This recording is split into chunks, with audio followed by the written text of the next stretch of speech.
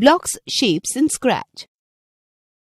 As you must have observed, the blocks in Scratch are in different shapes. They can be divided into 6 types of shapes.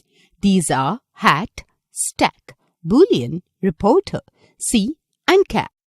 Hat blocks. They are called hat blocks as they look like a hat. We wear a hat on our head, so the hat always comes on the top.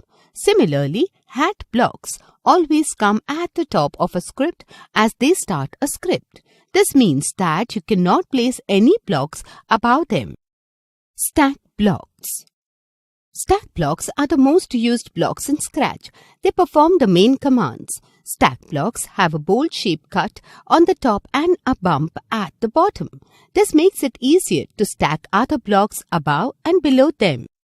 Boolean blocks. Boolean blocks are condition blocks which return the values true or false or the number 0 and 1 depending on how they are used in the script. Reporter blocks. Reporter blocks can hold values which consist of numbers or strings. If you ask, what is 3 plus 3? It will answer 6. They have rounded edges.